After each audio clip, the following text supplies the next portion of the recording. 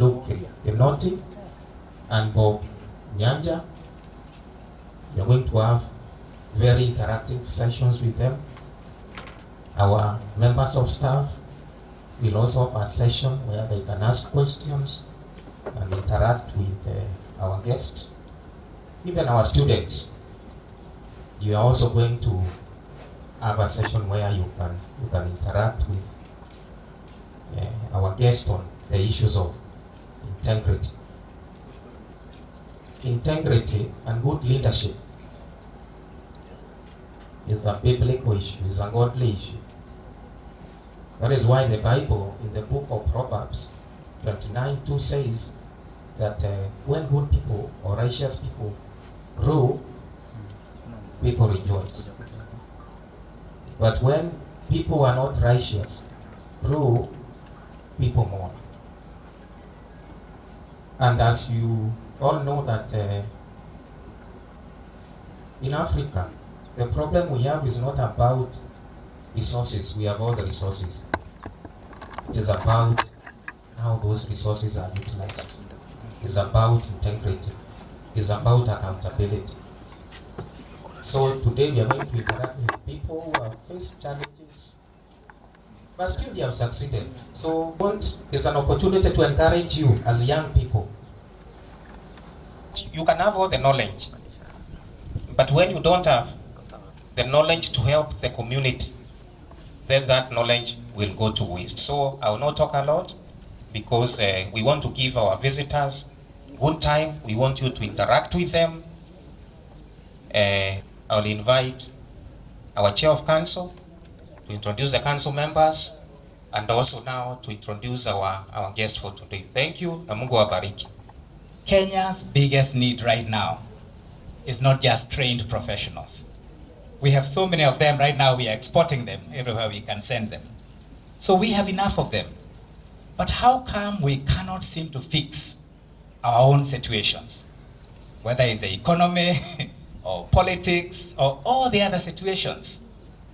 A lot of it is around issues of integrity, ethics, trust, and so on. Like the VC has said, Africa is the most blessed continent in terms of natural resources, good rainfall, good weather, landscapes like some that you find near here, and in many, many other ways. Unfortunately, it is also inhabited by the world's poorest people. Now, there are many reasons, of course, you can give for that, why those differentials between natural wealth and yet the poorest people.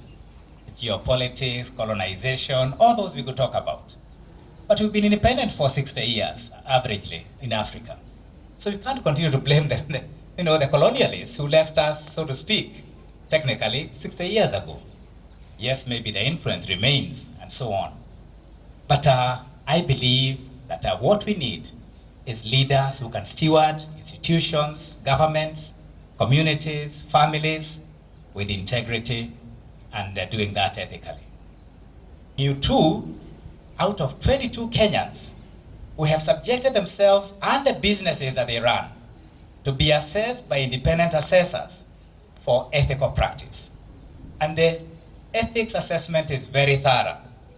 For the business, it includes various, your suppliers, your customers, of course, people within your supply chain and so on. But the most interesting one is your competitors. And you cannot make this assessment unless even your competitors agree that you and them fight for business and you get business fairly. You get the market share in a fair manner. There's no undercutting and all those strategies that people use to get business. On the personal side, the ethical leader assessment, because those are two separate ones, although they can be conducted together, it includes also a sensitive area that many of us dare not go there, which is assessment of the family. Your own children who are over 10 years old and your wife or husband have to agree that you are an ethical person. If they don't agree, we cannot give you the award. I remember some. So I just want to begin to change the narrative here, hopefully. There are people who don't bribe, who don't undercut, who pay all their taxes, even when they are high, whatever it is that is needed. for them to do business, and yet they are successful in this country. The biggest of the businesses among these 22, that have been assessed, have turnovers of billions of shillings. So it is possible to make clean billions in this country. You don't have to break NYS or KEMSA, all those things that we do as a country to be able to make money. It is possible to do it clean, without cutting corners, without undercutting, without all the other things that we do, and so on. So having maybe given that backdrop, allow me now, with much delight, to be able to bring to us two of the leaders who are here, and who will be sharing with you. They have led their own businesses in their sectors, and they'll tell you a bit more about themselves. We'll simply have told them to tell their story. Tell it freely, tell us their challenges that they have struggled as well. That doesn't mean that they are perfect, because we talk about them. Being ethical doesn't mean that they are perfect, but that they have made that commitment to be able, hopefully, to do some things that the rest of us are still growing in. About that. Without further ado, allow us to welcome Mr. Bob Nyanja. I'm a film professional. Because we are in a university place, I need to give you my university credentials. Nilienda University of Nairobi. I went to University of Nairobi. I studied literature, specialized a lot in theater arts. I was a very good actor. I used to act a lot. I studied, I graduated Bachelor of Arts in Literature, then went for a master's degree in literature. I got a scholarship from the same university, University of Nairobi. And I did my thesis. After submitting my thesis, I got a scholarship to go and study what I really wanted to study, which is film and video and film production. So I went and studied film and video production in South Carolina in the US. And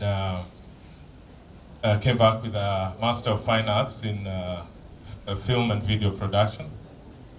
My joy for coming here today is to share with you the amazing opportunity that I had to go through, of course, to undergo through the assessment. But there are certain things that I've learned in my life doing film and video production, and I'd like to share those with you this afternoon.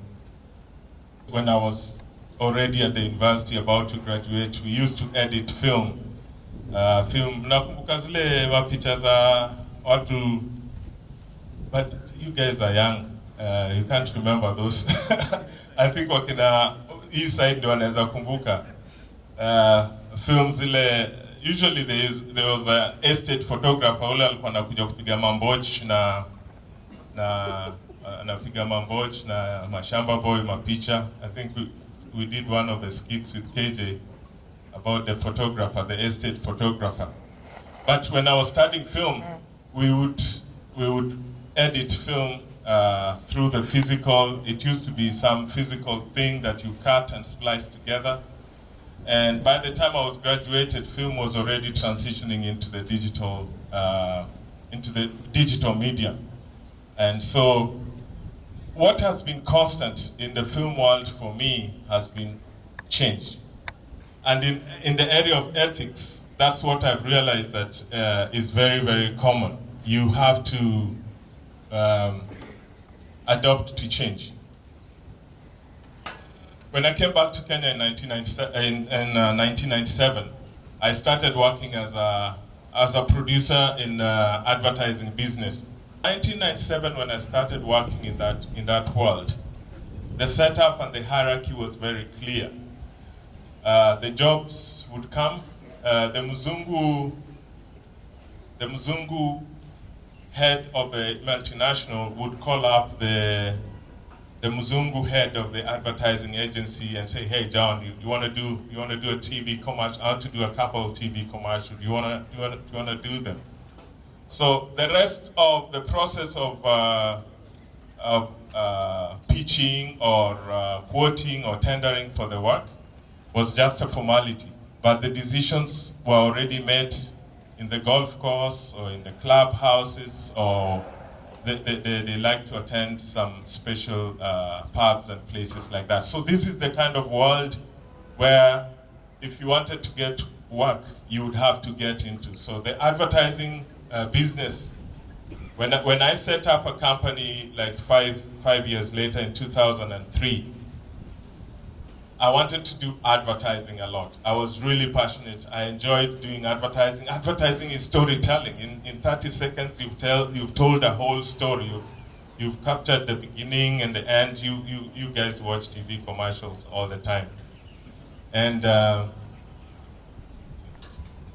as much as I wanted to do it, I realized that I was not really going to fit in by going to the club in order to hang out with the guys who would give the jobs. And it was never about merit, it's about friendship, about relationships. Later on, I discovered that it didn't matter how good my quotation was. The bottom line was what I was going to give back to the advertising agency, or what I was going to give to the creative director of the advertising agency, or sometimes it went as far as all the way to the CEO of the multinational company. And I realized that this was not my world. And there are a couple of things that I'd like to share with you. And I realized that I had to change course. I couldn't stick in that business. As much as I loved it, I could not survive because I struggled. My upbringing and the principles that I'd learned because of my faith were in conflict, and I struggled with giving bribes, because the idea of giving kickbacks is that eventually, if you're an owner of a company, you're the one who has to account. You have to talk to the auditors, you have to talk to the accountant. And people would ask you, hey, there's $1 million shillings here that was withdrawn in cash. The auditors would ask, can you explain them? Then you have to forge receipts, find receipts and stuff like that. And I said, this is not the kind of life I want to live. This is not how I would like to present myself. So I quickly realized that perhaps advertising was not my world. It was not where I would survive. Simply because I just wanted to have peace. I don't want to live a life when I'm looking over my shoulder. When will KRA catch up with me, or when will the rest of the people, when will I be accused of something, forgery, some tracks? Because everything you do, you always leave footprints, whether you like it or not. And I decided perhaps advertising was not really good for me. And please don't misunderstand me. I think there are a lot of good people who are still in that world and work in that space. It's not all like that. I was just unfortunate that I was not able to find the right group of people to work with, and therefore I had to change course. So that is my first point. Sometimes when it comes to questions of ethics and integrity, we just have to choose your space well. I think sometimes when you're facing headwinds, you need to change course and settle for something that will not expose you. If you can live with some of the things and you can fight the battles, then it's okay.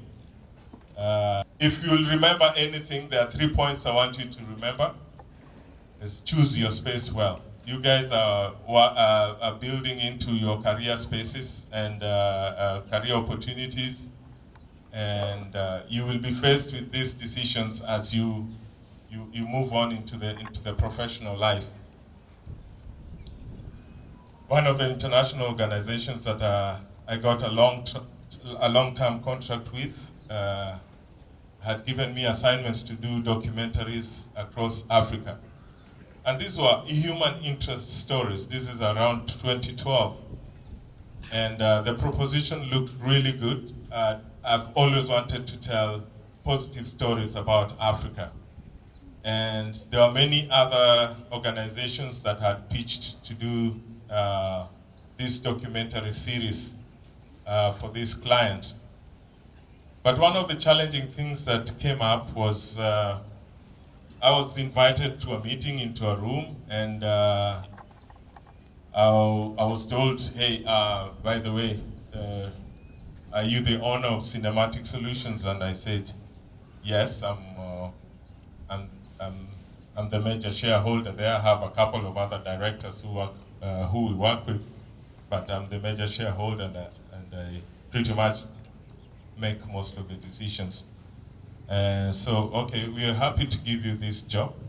We are happy to give you this series, but we would like you to consider, once you get this series, that you can give us something back in return. How much is your quotation, by the way? Can you make that by about $5,000 more?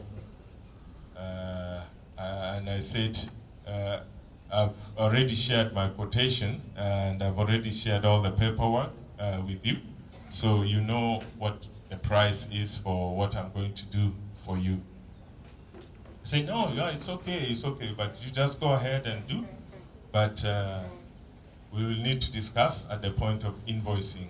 And I walked out of that meeting with a little bit of a heavy heart, because I really wanted to do this work. And I could see that I was going to struggle to maintain the work. So one time, in the middle of, after we had finished the first chunk of the stories, I was invited again to the office, and I was asked, by the way, we have had a discussion. We are about to renew your contract again, and we are considering your company, because your style is so good. You're very good in storytelling. Making some payment before we give you the next round of work. I said, for me, the most important thing is that I can account for every cent of the job that I do. And therefore, I cannot commit to any amounts of money to make payments. I pay people. I work with consultants as well. There are people that I contract also to work with me. There are cameramen, there are equipment suppliers, and all the rest. So I need to account for every coin that comes my way. So I said, I simply asked the question, how am I going to account for these expenses? What is the basis for this expenditure? So I walked away and went on. I knew that I probably was not going to be able to get the work again. But I stood my ground. And some of us believe it's divine intervention somehow. I ended up working for that client for more than 10 years straight. 10 years straight. And there was no request whatsoever after that. I just kept on delivering the work. So my second lesson for you today is just stand your ground. Just take a stand. It might not work very well for you, but bite that bullet. Kiswahili wanasema simama kidete. The third thing is have faith and confidence in doing the right thing. Over the years, for me, one of the things that I really value the most is just being able to have a peaceful night of sleep. I know, because I've read of a lot of celebrities who have to take sleeping pills, and you know many who have died because they cannot just get sleep. There's a lot of stuff going on at the back of their minds. There's a friend of mine who told me stories about many top CEOs and government officials who are on pills and tablets and stuff simply because they have hypertension. Their life is constantly on edge. I'll be interested, I have many stories to tell later on, but I would love to hear your questions during the Q&A time, maybe with some groups later on. We can talk about the actual craft and everything else. But those 3 lessons, if you will remember anything, choose your space well,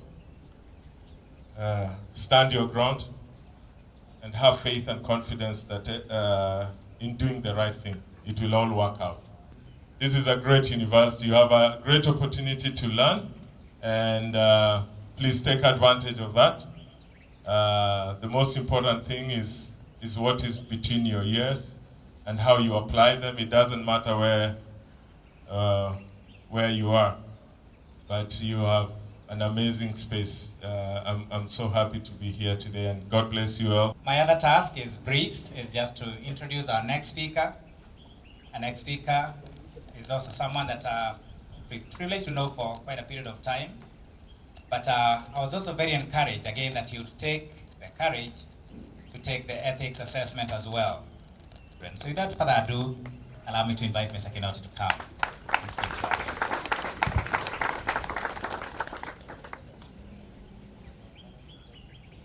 Good afternoon. Good afternoon. I've been given a very big assignment to share my story on how I've walked the journey in the field of business, assessment, and quite many things. And again, I would like to borrow from my colleague and tell you a story, because this is an academic institution, to introduce myself further. Sio ni poa? Hata mimi mjua nilienda shule. Now, I didn't graduate from University of Nairobi in mathematics. That was my subject. And after some times because in high school I did about mathematics and physics. So when I went to university, I did the first year maths and physics. Then second and third year I majored in mathematics. And I thought it was becoming boring to me. Numbers morning, numbers in the evening. So when I went to do my master's, 20 years later,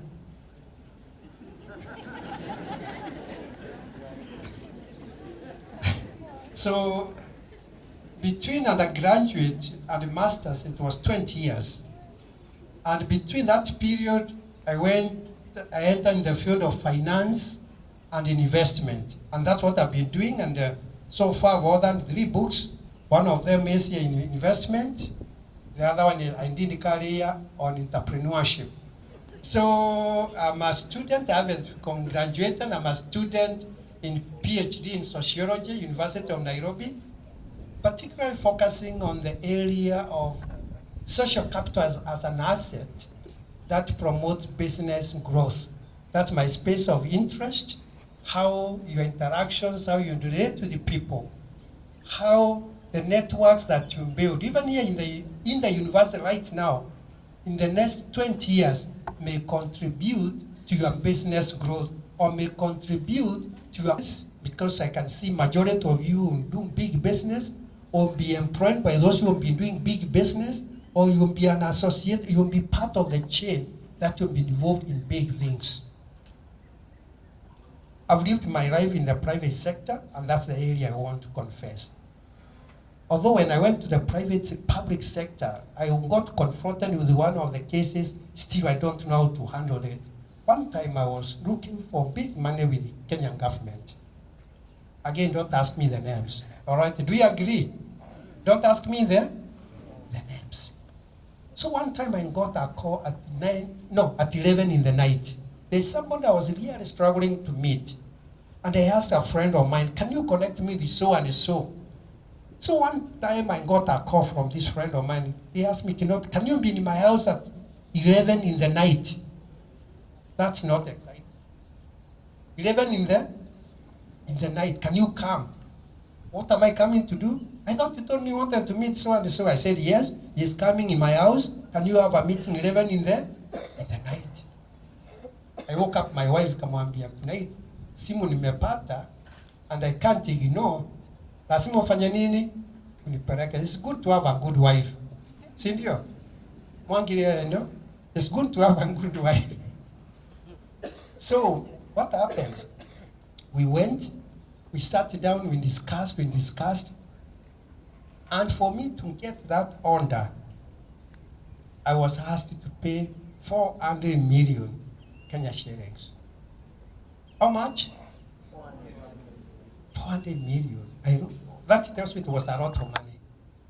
And I looked at it. Now, one is that this is a person I can't tell them, mimi nimeokoka, kneel down, I pray for you. You know, kneel down, I do what? I pray for you, nikubirie. So I couldn't do that. That's one. Second, it was not in my house. It's somebody else's house. You know? And all these are big names, I won't mention them anywhere. So what I did was, nilimwambia nimesikia. Nimefanya nini? Nimesikia. So one of the things I've learned in the course of some of this game is that the wisdom to know how best to answer.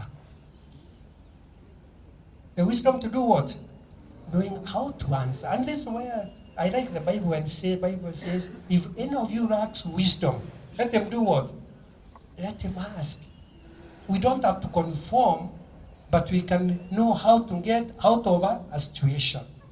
And I didn't give 400 million, I didn't have that money. But in the process, I lost the business, I never got the business. Later on, I got in touch with a person, and he told me, I'm so stressed because of the business I'm doing. Because he was the one who used to do many other things, and he also left the work. But right now, we are in a very good relationship because I never gave in to the pressure to give some money. If you see opportunity not coming your way, that is not yours. With the patience, the opportunities will do what? Will come. And that's one way I learned in the field of ethics and integrity, is for me to be patient. My opportunity will come. I don't have to go and associate with others who we don't share same values. And it's a great lesson for me, and I can teach a lot of that. That's what I write on.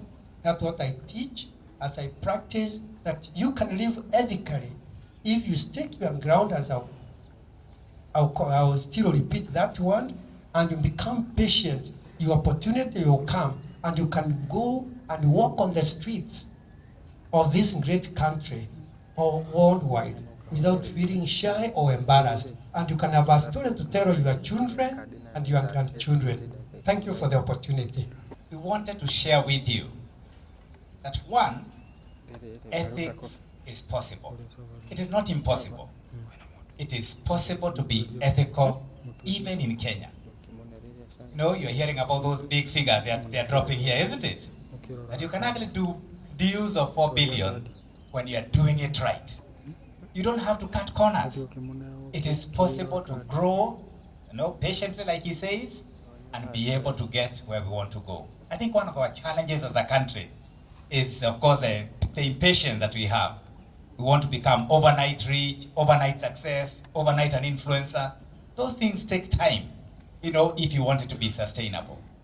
I think the second thing is, only businesses that are built on a good foundation, a solid foundation, a foundation of ethics, are going to last.